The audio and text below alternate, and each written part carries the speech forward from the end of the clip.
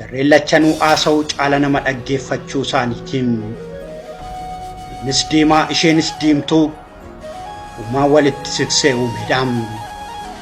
Isheen injiinaraa barumsa filatamaa addunyaa kanaa, inni immoo aartistii goota kan sagalee hin qabneef sagaleetiin.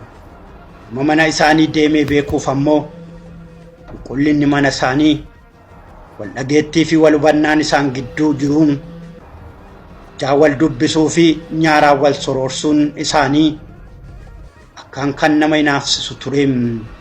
Jarri dhadhaatti dhangala'ee turaniim. Uffannaa isaatiif ishiin akka malee akka dhiphattu, olmaa isaatiif ishiin hangam akka cinqamtu handuu osoo ishiin bariinii duraa tilmaamuunuma danda'amam. Isheedhaan erga warroomee albema guutuu baaseen alatti hojiiwwan aartii firaa fi ormaa kan afaan beekuu fi hin beekne raajan kan akka bilillee fi maarree sagalee fi suur sagaleedhaan hojjeteeraam. Inumaayyuu ergaa wallee bilillee keessa jiru olmaa isheetti waan siquu, innaa jaalalaa ishee waan raajuu, itti dadhabbii jaalalaa ishee waan ibsuuf keessaa qaba jedhanii kanneen hiikkatanillee danuudhaam. Garuu ammoo karaa bitaan isaa ta'uu mirgaan har'atti hireen kuulleewwan lamaanii gaafii keessa galeeraam.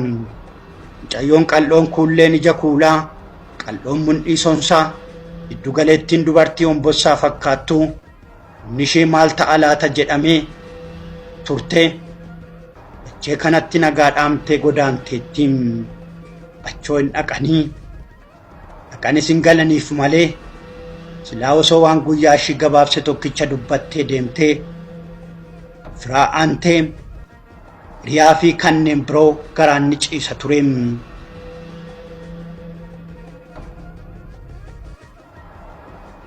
Lubbuun qaalii waan ishiidhaa kennee osoo kaattee fi nyaattee hin quufne, osoo deessee ija ishiitiin of argitee duudhaa akkuu fi abboo hin guutiin dabarteem. Intalli boru yookaan iftaan ogummaa guddaa injiinaringii barattee fi ogummaa bareeddummaa qabduun waa biyyaaf waa sabaaf goote osoo jedhamu jechuun xobbeen kun karaatti cabdeem.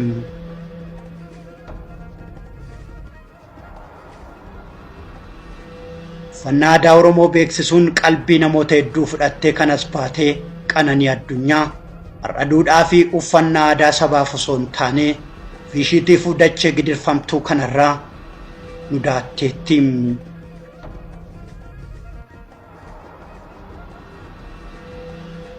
Baduun jireenyaa bareedduu Qananii Addunyaa jireenya weellisaa Andu'aalam Gosaas gaafii biraa keessa galchiteettiim. Artiist Andu'aalam Gosaa mucaa lafaa dhufaa reefu bu'aa bayyaa aartii cabsee ol bahe waan ta'eef raqaamaa qalbii jaalattoota aartii hunda keessa jiraam. Michuu dhugaan, gadaa tukeetiin, darbeen laallaan, bililleen, gungumeen, maarreen, uruursa gibee fi kanneen biroo balaa aartiin Oromoof galeesseedhaam. Dargaggeessi qaxaleen akkuma ishee kaatee fi nyaatee hin quufne, weellisee garaa ofii fi namaa hin geenye, ulfa aartii baatee gaaffii hamaa keessa galeeraam. Namni sabaaf dhalatee, namni nama sagalee dhabeef sagalee ta'uudhaaf dhalatee dhalachuu qofaa osoo hin taane agarsiisee seenaa dhalootaa dhalootatti darbu kaawwatee bara baraan jiraataam.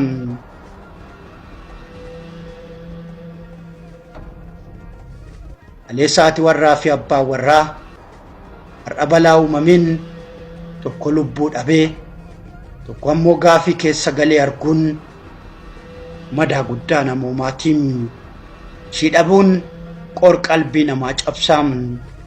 Duuta akkanaa ammoo soqee nama hundaa seenuu baateen hawwii fi abdii kootiin. Ishee duute Waaqayyo biyyoottaa salphisuun dhugaan immoo hin badiiniim. Jarreen lachanuu haasa'uu caala nama dhaggeeffachuu isaaniitiin. Innis diimaa isheenis diimtuu uumaan walitti siqsee uumeedhaan. Isheen injiinaraa barumsa filatamaa addunyaa kanaa, inni immoo aartistii goota kan sagalee hin qabneef sagaleetiin. Mana isaanii deemee beekuuf ammoo qulqullinni mana isaanii wal dhageettii fi wal hubannaan isaan gidduu jiru jaawal dubbisuu fi nyaaraa wal sororsuun isaanii akkaan kan nama hinaafsisu tureem. Jarri dhadhaatti dhangala'ee turaniim.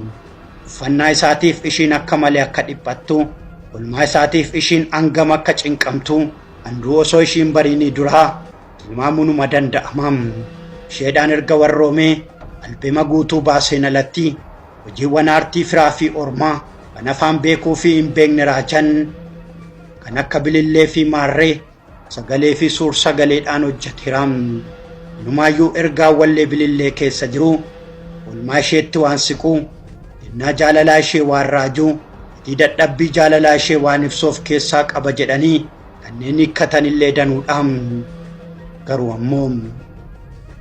ammoo karaa bitaan isaa ta'uu mirgaan har'atti hireen kuulleewwan lamaanii gaafii keessa galeeraam.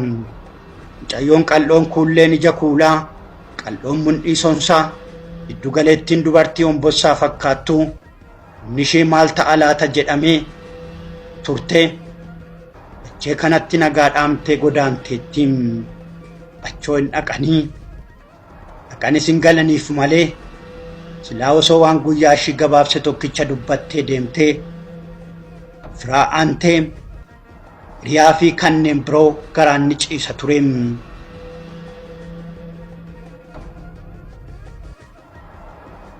Lubbuun qaalii waan ishiidhaa kennee osoo kaattee fi nyaattee hin quufne, osoo deessee ija ishiitiin of argitee duudhaa akkuu fi abboo hin guutiin dabarteem. Intalli boru yookaan iftaan ogummaa guddaa injiinaringii barattee fi ogummaa bareeddummaa qabduun waa biyyaaf waa sabaaf goote osoo jedhamu jechuun xobbeen kun karaatti cabdeem.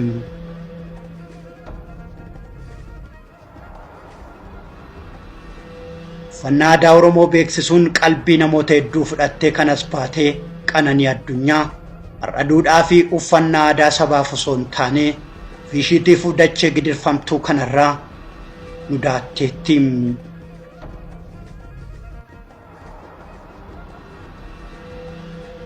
Aduun jireenyaa bareedduu Qananii Addunyaa jireenya weellisaa Andu'aalam Gosaas gaafii biraa keessa galchiteettiim.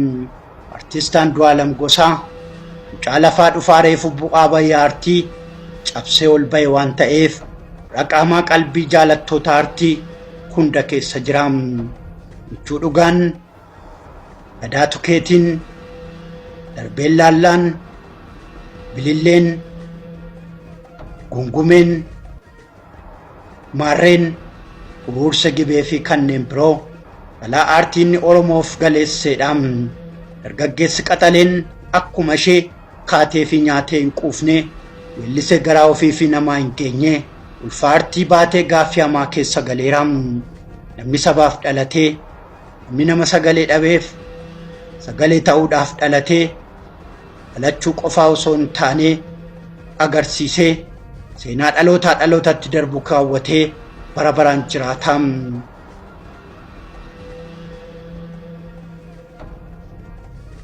Aleessaati warraa fi abbaa warraa har'a balaa uumameen tokko lubbuu dhabee tokko ammoo gaafii keessa galee arguun madaa guddaa namoomaatiin.